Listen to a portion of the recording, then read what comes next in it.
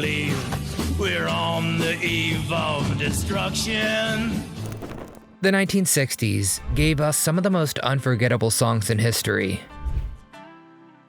But not every hit made it past the radio censors. From misunderstood lyrics to themes that made the station managers sweat, these songs stirred up enough controversy to get yanked off the playlist, at least in certain places. 'Cause I yearn to be kissed. Move over, darling. So let's dig into the tunes that prove that sometimes the fastest way to make people want to hear a song is to try and ban it. God Only Knows, The Beach Boys, 1966. God only knows what I'd be without you. If you told people back in the 60s that God Only Knows would get banned from some radio stations, I don't think they would have believed you. I mean, it's one of the most beautiful love songs ever made, pure Beach Boys magic from the Pet Sounds' brilliant album. Well, back in 1966, a few radio stations, especially down south, they thought the word God in the title was just a bit too much for pop music. It was actually seen as crossing some kind of line, like you just can't put his name in a song unless it was a church hymn. Brian Wilson and Tony Asher were not trying to stir anything up, of course. They just wanted to write, the most beautiful song ever, a truly heartfelt love song. May not always love you. There are stars above you. Carl Wilson's voice on it is so tender it could melt butter, and those harmonies are about as sweet as music gets. But still, the title alone was enough to make some DJs nervous, so the song was skipped over in certain places. It's funny how it's now hailed as a masterpiece, but nobody bats an eye. Except maybe to say it is one of the greatest love songs of all time. That was also banned. They're Coming to Take Me Away, Ha Ha, Napoleon the 14th, 1966. They're coming to take me away, ha ha, they're coming to take me away, ho ho, hee hee. This one, you couldn't escape it in 66. 2.5 minutes of drums, sirens, and Jerry Samuels, aka Napoleon the 14th, ranting in this nutty cartoon voice about being dumped and hauled off to a funny farm. Totally bizarre. Totally unforgettable. Shot up the charts, peaked at number 3 on the Billboard Hot 100 in just 3 weeks. But then the backlash. Critics slammed it as being cruel. They said it was, quote, a sick joke set to a snare drum. You see, the mental health advocates called it offensive. Billboard even reported stations dropping it mid-week after complaints from listeners. Some DJs flat out refused to spin it, one saying, quote, it's not music, it's a nervous breakdown on vinyl.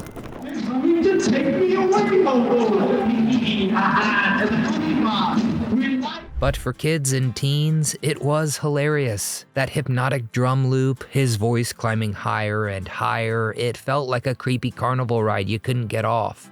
Fans wrote to magazines saying they played it 10 times a day just to drive parents crazy. So yeah, some people loved it, some swore it was the most annoying record ever pressed. But either way, you remembered it. By the time it was banned in dozens of cities, it had already sold nearly 1 million copies. The ultimate proof that sometimes the strangest songs are the hardest to forget. Let's Spend the Night Together, The Rolling Stones, 1967.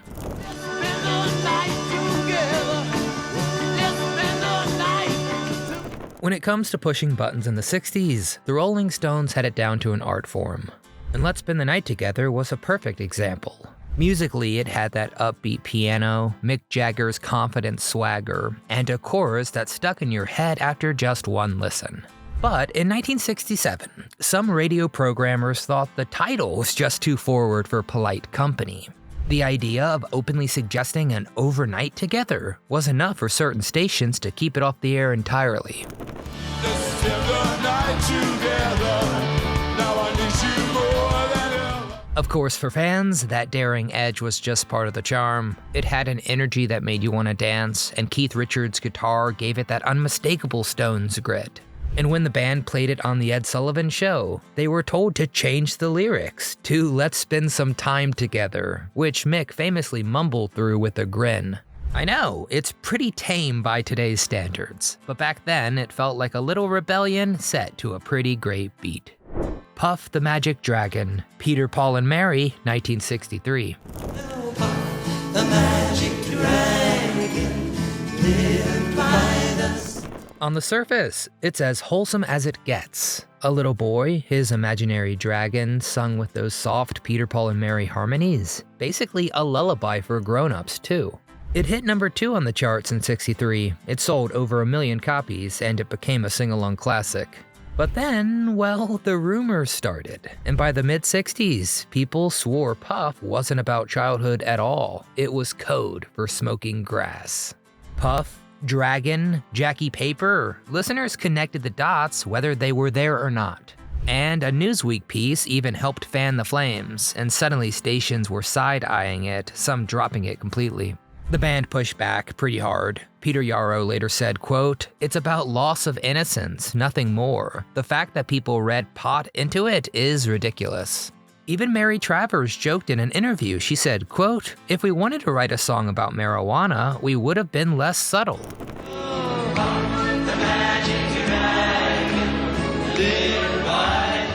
But by then, the rumor had given the song this kinda sly, rebellious edge for teenagers, like a secret handshake hidden in plain sight.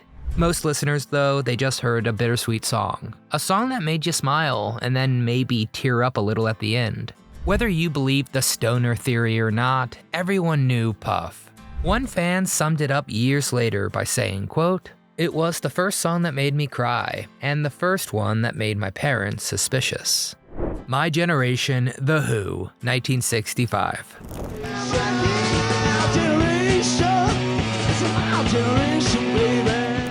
If there was ever a song that captured pure teenage defiance in the 60s, or any decade, My Generation was it.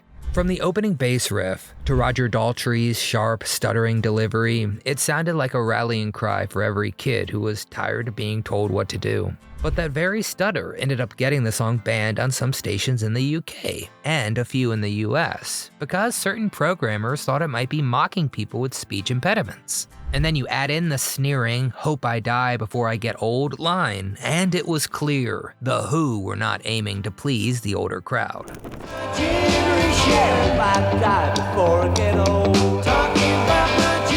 But for the fans, mostly younger, that was exactly the point. It was brash, it was raw, and it was exciting.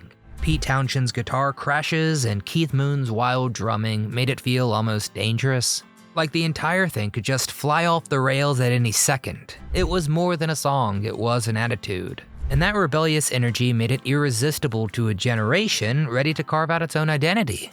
Even with the bans, it became one of the most enduring anthems of the decade.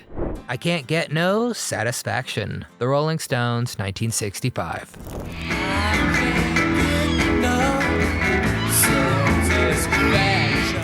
When Satisfaction hit the airwaves, it was like someone threw a live wire into pop radio. That fuzzed out riff Keith Richards dreamed up in his sleep, Mick Jagger's sneering, restless delivery, it sounded dangerous. Dangerous in a new way that teenagers loved. And, well, parents, not so much. Plenty of radio stations thought it went too far. The lyrics about trying to get some girl reaction, too suggestive for 1965, of course. In some markets, especially the Bible Belt, it was yanked. But of course that just made kids want to hear it more. And when you did hear it, forget it, you were hooked.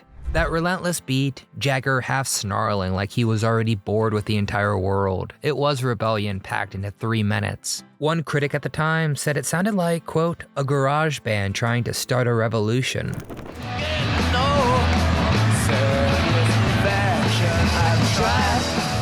I mean, that's just perfect, isn't it? Another fan remembered, quote, when that riff came on the jukebox, we all felt like we were getting away with something. Mick Jagger himself later admitted, quote, it was my view of the world at the time. Restless, dissatisfied, fed up with commercialism. It just sounded a little rude back then. Well, a little rude turned into iconic. Even with the bans, the song shot to #1 in the US and became the Stones' ultimate calling card. What's kind of funny is what was too hot for radio in '65, it barely raises an eyebrow now, but back then it was pure rock and roll rebellion, and it still feels that way when that riff kicks in.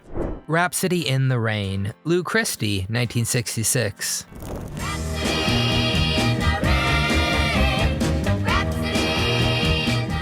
Lou Christie had already made a name for himself with his soaring falsetto and catchy pop hooks, but Rhapsody in the Rain took things into riskier territory.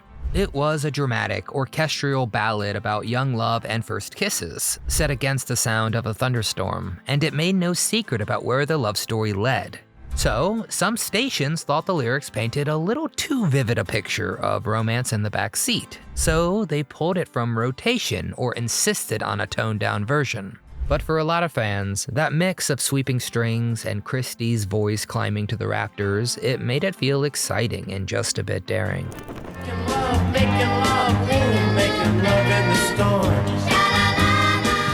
It had that mix of innocence and teenage boldness that perfectly captured the thrill of young love in the 60s. Even if some DJs blushed and skipped it, the song stuck around in the memories of anyone who heard it during those rainy night drives. It was proof that sometimes the drama in a pop song could be just as memorable as the hook. Lucy in the Sky with Diamonds, The Beatles, 1967. Lucy in the sky with diamonds. Lucy in the Sky with Diamonds wasn't just a song. It was like stepping into a painting that wouldn't sit still. Lennon's surreal lyrics, Paul's bass holding it down, and that dreamy organ swirling around you. It felt less like a track and more like a hallucination in stereo. But in 1967, people were zeroed in on those initials, LSD. And boom, the rumors began. It's gotta be about acid, right? But Lennon swore, quote, "It was a drawing my kid Julian brought home. It said, it's Lucy in the sky with diamonds." McCartney even doubled down later, saying, quote, "It was never about drugs. The imagery was Lewis Carroll, not LSD." But plenty of stations were not buying it. Some just flat out banned it, figuring kids didn't need any more ideas.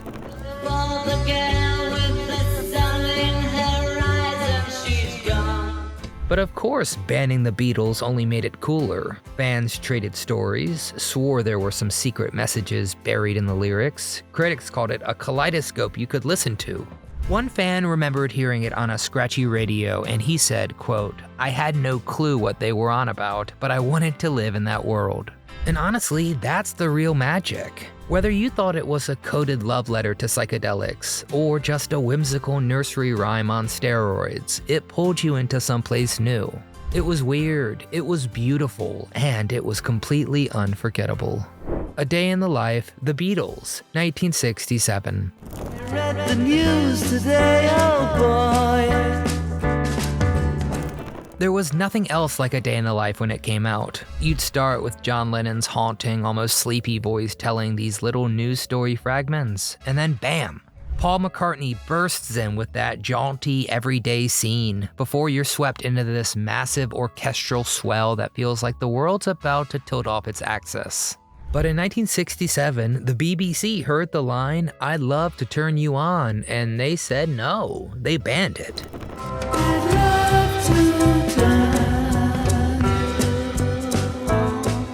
And some US stations followed suit, not wanting to take any chances. But for the listeners, man, the song was pure magic.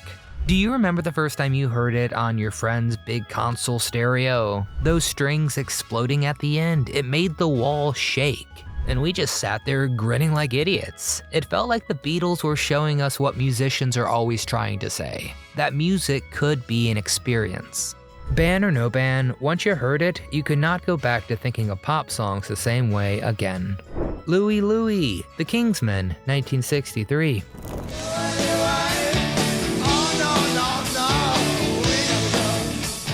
If there was ever a song that sounded like it was recorded in someone's garage with a mic hanging from the ceiling, well, it's Louie Louie. And well, the Kingsmen cut it in just one take. Lead singer Jack Ely basically shouted into a microphone that was too high for him to reach, which is why the words came out like a mush. But that messy, chaotic energy, that's exactly why it works. Of course, the garbled lyrics also sparked one of the strangest controversies in rock history, and on this list. Parents swore those mumbles were hiding filthy lines. Rumors spread through schools like wildfire. Everybody knew a kid who had the real dirty lyrics written down. It got so crazy that the FBI spent over 2 years investigating the song for obscenity. Their final report was, quote, "unintelligible at any speed." That's right, the government couldn't figure it out either. I just love that.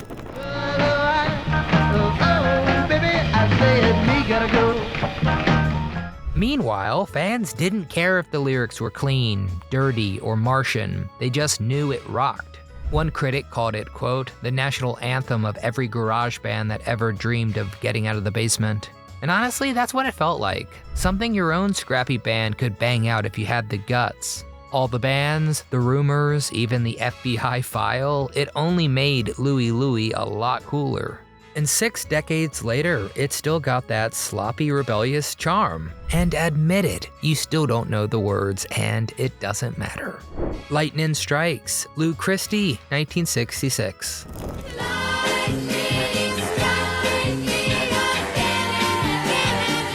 Lou Christie had a knack for catchy pop tunes with that soaring falsetto of his, but Lightning Strikes was the one that stirred up a lot of trouble.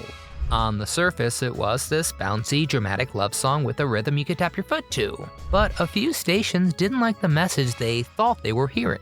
Some felt it hinted at stepping out on a sweetheart, and in certain markets that was enough to get it yanked from the playlists. It was a rare case where the playful delivery made the words slip by until someone really listened and raised an eyebrow.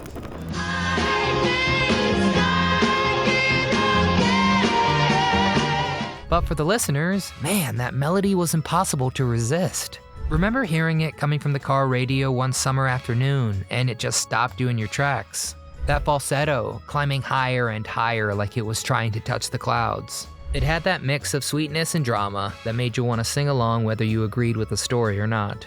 Even with the bands, it still carved out its place as one of those unmistakable mid-60s pop hits.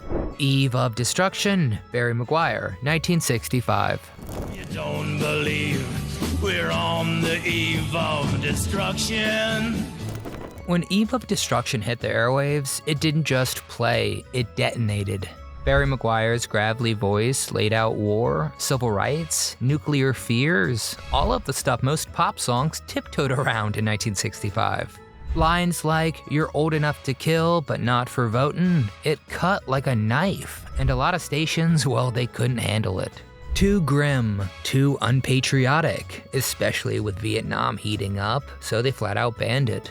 And yet, the controversy only made it bigger. The single shot straight to number 1, knocking the Beatles off the top spot.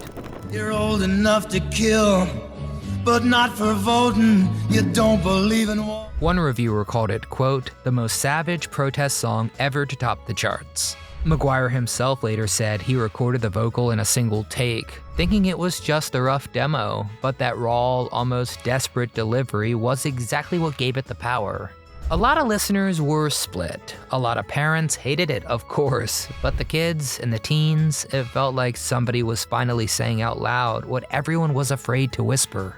Remember hearing this one, maybe on your transistor radio, staring at the ceiling as the words sank in? It wasn't background music, it was a warning, and you felt it. Decades later, people still argue whether it was too bleak or simply too honest, but nobody denies this. Once you heard Eve of Destruction, you didn't forget it. Run for Your Life, The Beatles, 1965. You better run for your life if you can, little girl. Hide your head in the sand, little girl. Tucked away at the end of Rubber Soul, Run for Your Life isn't your typical Beatles love song, so listen a bit closer and you'll hear John Lennon singing some pretty intense stuff about jealousy and giving warnings to a girlfriend that definitely wouldn't fly today. Even back in 1965, a few radio stations decided it was better to just leave this one alone.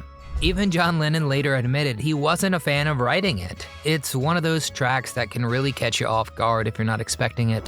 Hey, little girl, than to be with another man. Do you remember the first time you ever paid attention to the words? Maybe at your friend's house, listening to his older sister's copy of the album. You're just bopping along, and then, boom, you both look at each other and, wait, did he just say that? It's just one of those tracks where the melody tricks you into thinking it's lighthearted until you really listen. It might not be a Beatles highlight, but it sure gets remembered for all the wrong reasons. Move Over, Darling, Doris Day, 1963. 'Cause I yearn to be kissed. Move over, darling. You wouldn't think a Doris Day song could end up on a banned list, but Move Over, Darling managed it. It was tied to her hit movie of the same name, all bouncy and light, but some stations decided the title and playful tone hinted a little too much for their comfort. A few markets kept it off the air completely, but that sure didn't stop it from becoming a huge success. It climbed the charts and sold plenty of copies, proving that not everyone was clutching their pearls over the song. Please give me your love, I'm longing for. To a lot of folks, it was just a fun Doris Day tune that made you want to sway along. And looking back, the idea of banning it feels a bit silly, but it does show how different the standards were back then. If anything, the band probably just made more people want to give it a listen. Ticket to Ride, The Beatles, 1965. She's got a ticket to ride. She's got a ticket to ride. When Ticket to Ride rolled out in '65, it just sounded fresh. Jangly guitars, that steady but slightly off-kilter Ringo beat, and a chorus you couldn't shake. Classic mid-60s Beatles, confident without even trying. But of course, leave it to the rumor mill, because some listeners started whispering that Ticket to Ride wasn't about a train ticket at all. That it too was some kind of sly code for drugs, or even a reference to prostitution. No proof at all, just speculation. She's got a ticket to ride. She's got a ticket to... But that was enough for a few radio stations to yank it from the playlist, just in case. The Beatles never confirmed anything, of course. Paul later said it was literally about a British rail ticket. John called it, quote, one of the earliest heavy songs, and fans were left to argue forever about the hidden meanings. Meanwhile, for the rest of us, it was just another Beatles single that grabbed you right out of the car radio. Even with the bans in a few places, it of course hit #1. It's a great song, because when the Beatles were in that groove, nothing could stop them. And honestly, the mystery only made it cooler. Half the fun of the 60s was deciding for yourself whether your favorite songs had a secret code buried in them. Monster Mash, Bobby Boris Pickett, 1962. They did the Monster Mash. The Monster Mash. It was a graveyard. Yes, it is hard to even imagine a song as silly and fun as Monster Mash getting banned, but it happened. Pickett's Halloween novelty hit was all goofy voices, campy sound effects, and a beat you could dance to at any costume party. But in the UK, the BBC decided it was, quote, too morbid for airplay because it dealt with monsters and graveyards. While the band was mostly overseas, the story followed the song everywhere, adding to its quirky legend. It's now the Monster Mash. And it's a great... Remember the first time you heard it, probably at your neighborhood Halloween party? The record player set up on the porch and all the parents were laughing while the kids tried to dance the tune. Monster Mash was silly, it was harmless fun, and nobody seemed to take it seriously. The band almost feels laughable now, but it did give Monster Mash a kind of outlaw reputation that helped it stick around year after year. And to this day, you hear those opening notes in October and you know exactly what's coming. Alright, that's enough for me. Now we really need to hear from you. It's kind of wild to think about how many of these songs were considered too much for radio back then, especially when most of them sound downright tame today. But those bands, whether over real concerns or pure misunderstanding, only made these records more memorable. So, which of these songs do you remember hearing despite the ban? Or maybe because of it? What song that I mentioned was your favorite? And did I forget any controversial songs that maybe got banned in the 60s? Well, get down in the comment section and tell me all your thoughts on the songs included and if we missed any. Because after all, we here at Do You Remember are nothing without you. If you enjoyed the video, which we sure hope you did, please hit that little thumbs up icon. It really helps our channel a ton. And make sure you're subscribed so you never miss a trip down memory lane. But most importantly, from all of us here at Do You Remember, I'm Nostalgic Nick, and let's keep those stories spinning for the next generation.